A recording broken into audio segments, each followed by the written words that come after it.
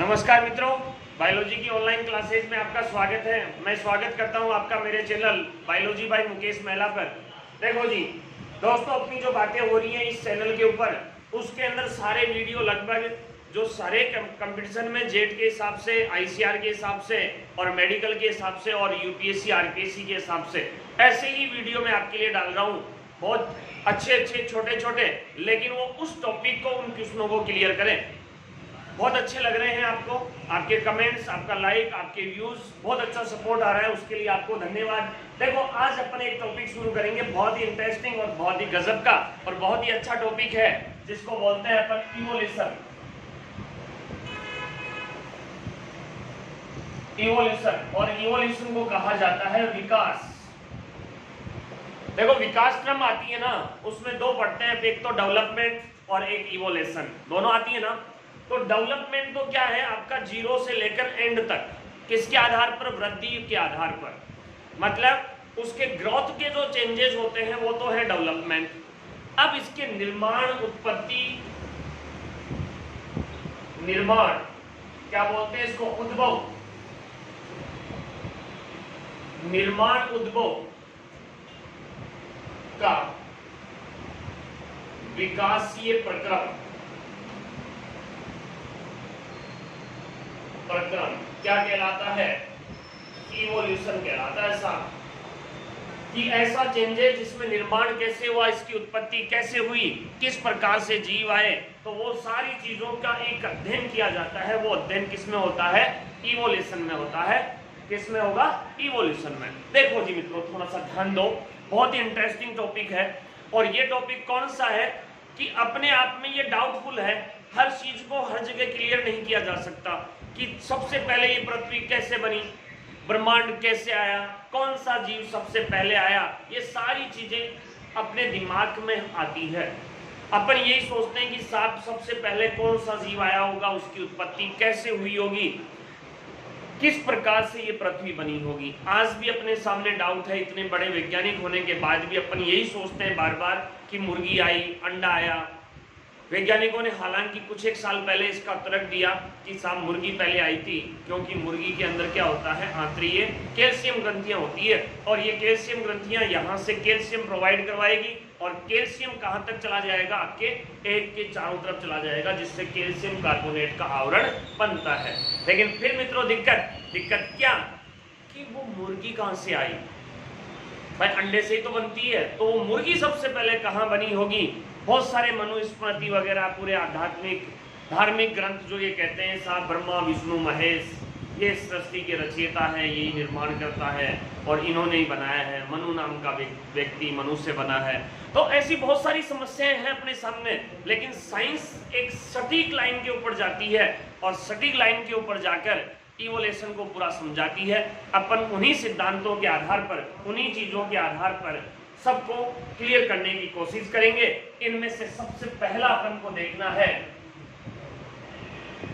ब्रह्मांड व पृथ्वी की उत्पत्ति। पहले ब्रह्मांड की उत्पत्ति और फिर पृथ्वी की और फिर जीव की उत्पत्ति। देखो जी, बहुत अच्छा सिद्धांत है। डिस्कवरी में आप देखते होंगे, आता है बहुत बार, कई बार, कि एक शून्य विस्फोट हुआ, बहुत बड़ा वाला विस्फोट, और उस विस्फोट में ये पता चला कि पिंड बने और फिर धीरे धीरे पृथ्वी का और ब्रह्मांड का विकास हुआ। तो साहब इसकी उत्पत्ति की थ्योरी है, सिद्धांत है जी मित्रों, मेरे डॉक्टरों, एक सिद्धांत है। सिद्धांत का नाम है महाविस्फोटक सिद्धांत, बिग बैंग थ्योरी। कौन सी है, बिग बैंग थ्योरी, महाविस्फोटक सिद्धांत। तो पहला क्वेश्चन तो आपका यही हो गया कि पृथ्वी की उत्पत्ति या ब्रह्मांड की उत्पत्ति कौन से सिद्धांत से मानी जाती है। सिद्धांत का नाम है बिग बैंग थ्योरी, महाविस्फोटक सिद्धांत। ये सिद्धांत किसके द्वारा दिया गया साहब, तीन वैज्ञानिक थे, लेमेत्र, गेमो और डिक। लेमेत्र, गेमो और डिक के द्वारा इस सिद्धांत का प्रतिपादन किया गया। ये सिद्धांत इन वैज्ञानिकों के द्वारा दिया गया। दूसरा क्वेश्चन आपका ये हो गया साहब, सिद्धांत क्या है कि सबसे पहले आपका एक जीरो लेवल था, शून्य लेवल था साहब, और इस शून्य लेवल में विस्फोट हुआ, कौन सा वाला, महाविस्फोट। सबसे पहले क्या हुआ, एक बहुत बड़ा धमाका, बहुत बड़ा विस्फोट, और इस बड़े विस्फोट के साथ ही सबसे पहले क्या बने, छोटे मोटे बड़े कण बने, पिंड बने। ठीक है, इन्हीं पिंडों में से एक बड़ा पिंड यहाँ आपका बन गया सन। अर्थात आज के हिसाब से अपन क्या कह सकते हैं कि सूर्य और उसके क्या बन गए होंगे, उसी टाइम ग्रह बन गए होंगे। मतलब बिग बैंग थ्योरी एक कल्पना है, और कल्पना के साथ ही उसमें रियलिटी चीजें भी है। मतलब उसी चीजों को, कल्पना भी वही गजब लगती है जिसमें बहुत सारी चीजों को अपन रियल के हिसाब से जोड़े और उनको सटीक करें, तो वो कल्पना इसके अंदर लेमेत्र, गेमो और डिक ने दी है। तो यहाँ इसके द्वारा क्या हुआ है, एक बड़ा विस्फोट हुआ है, और बड़े विस्फोट में क्या बने, पिंड बने। पिंड बनने के साथ साथ ही इसका जो टेम्परेचर था, ताप था, बहुत ज्यादा था। ताप के कारण ही विस्फोट हुआ है, तो ताप क्या था, बहुत ज्यादा था, हजारों डिग्री सेंटीग्रेड, लगभग 800 से 1000 डिग्री सेंटीग्रेड इसका बेसिक तापमान था। कई जगह इसको 1500 के आसपास भी लिख रखा है, लेकिन बहुत ज्यादा हाई टेम्परेचर के ऊपर ये विस्फोट हुआ। समय बीतता गया, इस ताप में क्या आई, कमी आई, और ताप में कमी आने से क्या हुआ, सबसे पहले हल्की गैसें, हाइड्रोजन और कौन बनी, हीलियम, और अन्य अक्रिय गैसें बनी। इन गैसों का हुआ संघनन। क्या हुआ, संघनन, और इस संघनन के द्वारा बना चमकीला पथ। इस संघनन के द्वारा क्या बना, चमकीला पथ बना, और चमकीला पथ बना, उसको नाम दे दिया अपन ने आकाश गंगा। आकाश गंगा, आकाश गंगा को किस नाम से जाना, मिल्की वे, मंदाकिनी, मिल्की वे मंदाकिनी, या दुग्ध मेखला। मिल्की वे मंदाकिनी या दुग्ध मेखला। इस सिद्धांत के अनुसार ब्रह्मांड की उत्पत्ति जो मानी जाती है ना, वो मानी जाती है 20,000 करोड़ वर्ष पूर्व, और इस आकाश गंगा की उत्पत्ति मानी जाती है ना, वो 450 करोड़ वर्ष पूर्व। और डायरेक्ट एक बार क्वेश्चन आ भी जाता है कि आकाश गंगा का निर्माण कब हुआ, या पृथ्वी का निर्माण कब हुआ। एक चमकीला दूध जैसा एक पथ बना, गैलेक्सी बनी, आकाश गंगा बनी, जिसका नाम कह दिया अपन ने मंदाकिनी या मिल्की वे या दुग्ध मेखला। ऐसे कहते हैं साहब कि इसी के अंदर अपना ग्रह कौन सा बना है, पृथ्वी। तो पृथ्वी की उत्पत्ति कितनी होगी, 450 करोड़ वर्ष पूर्व पृथ्वी का क्या हुआ, विकास। उन्हीं पिंडों में से एक ऐसा ग्रह कौन बन गई, पृथ्वी। तो पृथ्वी की उत्पत्ति के समय उसका भी टेम्परेचर क्या था, ज्यादा था। तो धीरे धीरे टेम्परेचर में, ताप में क्या आई, कमी। तो ताप में कमी आई तो वहां बनी जल। स्टार्टिंग यहीं से है। अब देखो इस जल के काम, यहां कौन गिरी, सूर्य की सनलाइट, और सनलाइट में कौन, यूवी रेज। कौन गिरी, यूवी रेज। तो इसके दो काम हुए, एक तो इससे बन गई जल वाष्प। जल वाष्प देखो बहुत गजब तरीके से पढ़ा दें आपको, ताकि ये चीजें सारी समझ में आ जाए, मतलब ऐसी आउटलाइन के थ्रू। अब इसमें ध्यान रखोगे तो ही समझ में आएगा, अदरवाइज तो सावधानी हटी, दुर्घटना घटी। फिर तो ये लाइनें बोल रही यार क्या ऐसे कर रखा है। तो यही सबसे बड़ी गजब की चीज है कि ध्यान को कंसंट्रेट रखो, बिल्कुल ध्यान से समझो। जलवाष्प, और जलवाष्प से बन गए बादल। जलवाष्प ने किसका रूप ले लिया, बादलों का। इधर इसके ऊपर यूवी रेज गिरने से जल साफ टूट गया, एक तो O2 में और H2 में। O2 से बनी नवजात ऑक्सीजन, और नवजात ऑक्सीजन से बनी ओजोन, और ओजोन से बनी ओजोन परत, ओजोन परत, और ओजोन परत से बन गया पृथ्वी का पर्यावरण। पर्यावरण में वही वायुमंडल की परतें, सौर मंडल, समताप मंडल, आयन मंडल, ओजोन मंडल, बहिर्मंडल, इन मंडलों का विकास हुआ, वायुमंडल की परतों का निर्माण हुआ। परतों का निर्माण हुआ तो परिवर्तन क्या आए, मौसमी परिवर्तन आए साहब, और मौसमी परिवर्तन आए तो उनमें से बादलों से क्या हुई, वर्षा हुई।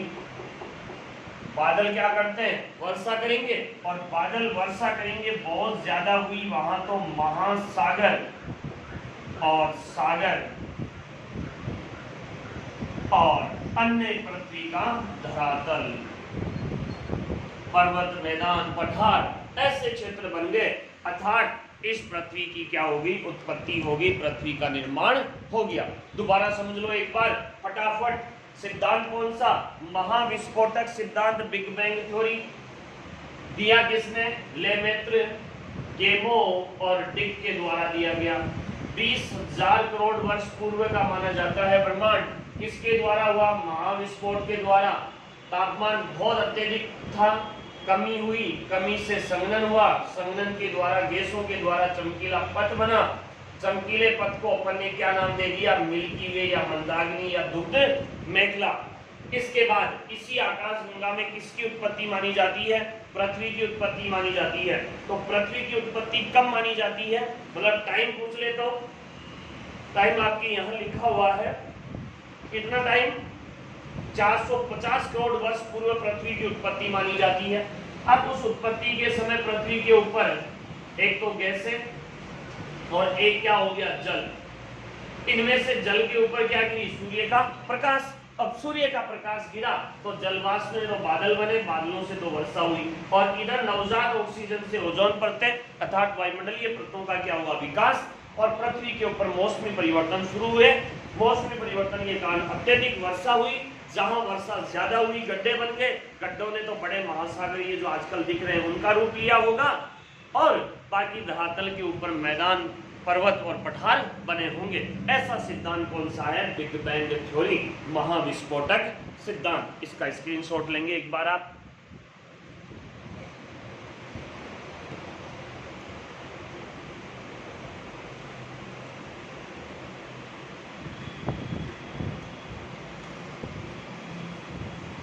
अब देखो जी, ऑरिजिन ऑफ लाइफ, ये तो क्या हो गया, पृथ्वी और ब्रह्मांड, यूनिवर्सल और अर्थ हो गया। अब जीव की उत्पत्ति,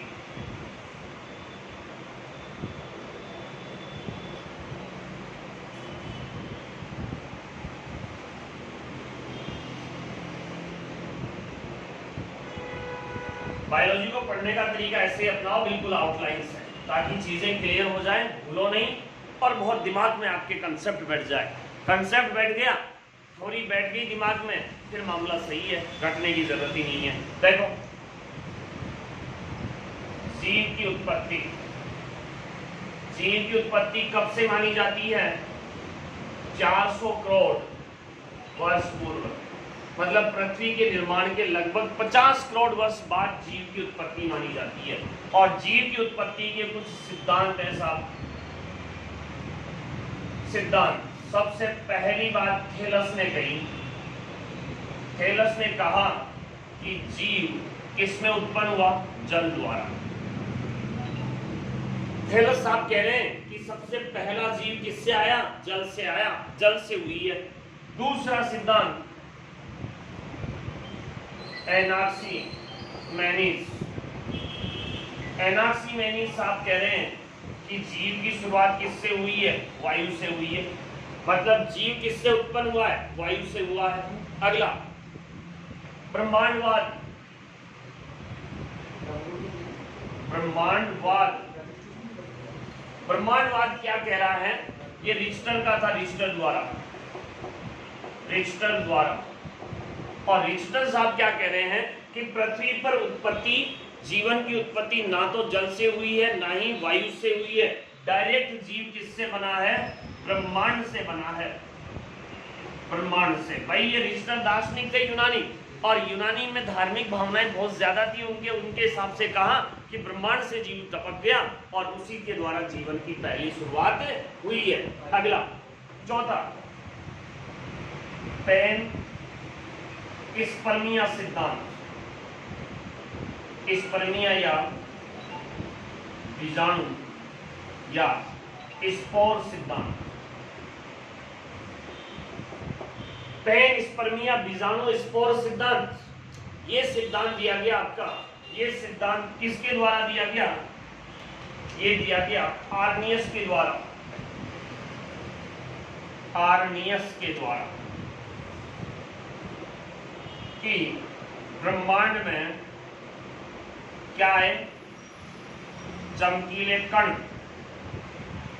जिनका नाम दे दिया बीजाणु, और बीजाणु से क्या बना है? जीव बना है।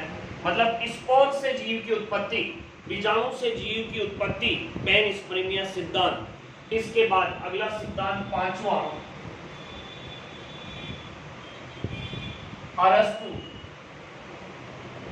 और वॉन हम्बोल्ट।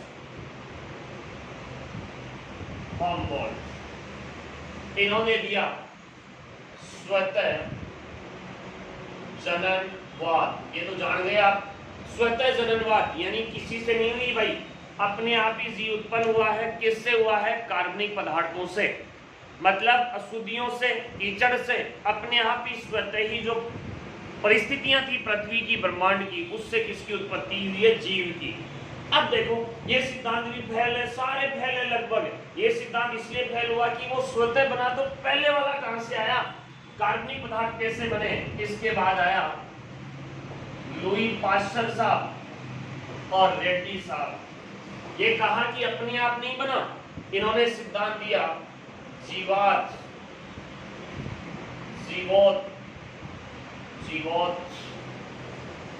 उत्पत्ति का सिद्धांत। जीवात जीवोत उत्पत्ति मतलब जीव से जीव की उत्पत्ति। पहले से जीव थे छोटे जीव, और उन्हीं जीवों से क्या बनते गए? बड़े जीव। अर्थात जीव की उत्पत्ति किससे हुई है मित्रों? जीव से हुई है। ये बात कही किसने? लुई पाश्चर और रेड्डी ने। तो सारे वैज्ञानिक इंपॉर्टेंट है, सिद्धांत दे देता है और दूसरी तरफ उसके नाम पूछ लेता है। इसके बाद ऑपेरॉन व हार्डेन, इन्होंने दिया कार्बनिक अकार्बनिक तत्वों द्वारा क्या बना है? जीव। तो कार्बनिक अकार्बनिक तत्व थे कि सबसे पहले गैसें अकार्बनिक और फिर इनसे जीव बने, जैव अणु बने कार्बनिक, और इन्हीं के द्वारा पृथ्वी पर जीव की उत्पत्ति हुई। लेकिन ये कैसे बने, कहां से बने, इस चीज को नहीं बता पाए, और इन्होंने पूर्व जीव की व्याख्या नहीं की, और इन्होंने ये कैसे बना इसकी व्याख्या नहीं की, इसलिए ये सिद्धांत भी फैल। सर्वमान्य सिद्धांत किसका था? Stanley Miller, S L Miller और हेलार्ड यूरे के द्वारा। इन्होंने बताया कि पृथ्वी की प्रारंभिक स्थितियों में लगभग 800 डिग्री सेंटीग्रेड पर एक प्रयोग करके जीव की उत्पत्ति बताई कि पहले गैसें, जल, फिर इसके बाद सरल अणु, फिर जटिल अणु, फिर प्रोकैरियोटिक और फिर यूकैरियोटिक जीव उत्पन्न हुए होंगे। ये बात किसकी है साहब? ये बात है सर्वमान्य सिद्धांत मिलर और यूरे का सिद्धांत। तो डायरेक्टली पूछ लेते हैं कि एक तो इसमें तापमान की परिस्थितियां क्या थी? 800 डिग्री सेंटीग्रेड पर इन्होंने अपना एक्सपेरिमेंट करवाया था। मतलब बिग बैंग थ्योरी को इन्होंने आधार बनाया और पुरानी चीजों को जोड़कर इन्होंने सिद्धांत दिया, सर्वमान्य सिद्धांत। एक पूछ लेते हैं कि इनमें गैसीय अनुपात क्या था? तो गैसीय अनुपात प्रयोग के लिए कैसे ली थी? कौन कौन सी ली थी बोलो? एक तो CH4 था, NH3 था और H2 था। इनका अनुपात था 2:1:2। तो इसके मेन इंपॉर्टेंट क्वेश्चन थे कि एक चौड़े फ्लास्क में इनको हाई टेम्परेचर पर गर्म किया, यू आकार की नली में बाद में कार्बनिक पदार्थ बने। फिर इन्होंने निष्कर्ष निकाला कि साफ पृथ्वी के अंदर भी या ब्रह्मांड में भी ऐसा ही हुआ होगा कि सबसे पहले गैसें थी, जलवाष्प थी, इनकी आपसी क्रिया द्वारा सरल अणु बने होंगे, सरल अणुओं से जैव अणु बने होंगे और जैव अणुओं से पृथ्वी पर प्रोकैरियोटिक जीव आए होंगे। इस प्रकार पृथ्वी पर जीवन की शुरुआत हुई होगी। ये बात किसने कही? मिलर और यूरे ने कही। अर्थात आपका यहाँ जीव उत्पत्ति का और ब्रह्मांड उत्पत्ति का, पृथ्वी की उत्पत्ति का सिद्धांत जो भी है ना वो पूरा क्लियर हो जाता है। मतलब एक इसका जो माध्यम है ना वो पूरा हो गया। इसके बाद इसके आपके पास एविडेंस क्या है, प्रूफ क्या है। बहुत इंपॉर्टेंट टॉपिक है ये आपका, हर एक एग्जाम में आता है। एविडेंस या उसके साधन या उसकी आपके पास प्रूफ क्या है, उस चीज को सिद्ध करने के लिए उस क्लास की चर्चा अपन नेक्स्ट वीडियो में करेंगे। इस वीडियो को लाइक करें, चैनल को सब्सक्राइब करें और आगे जो भी आपके पास कोई ग्रुप, व्हाट्सएप ग्रुप, FB है तो उनके आप शेयर कर दें, जिससे ज़्यादा से ज़्यादा स्टूडेंट को फायदा हो और वो इस चैनल से जुड़े। आपको बहुत बहुत धन्यवाद। Thank you.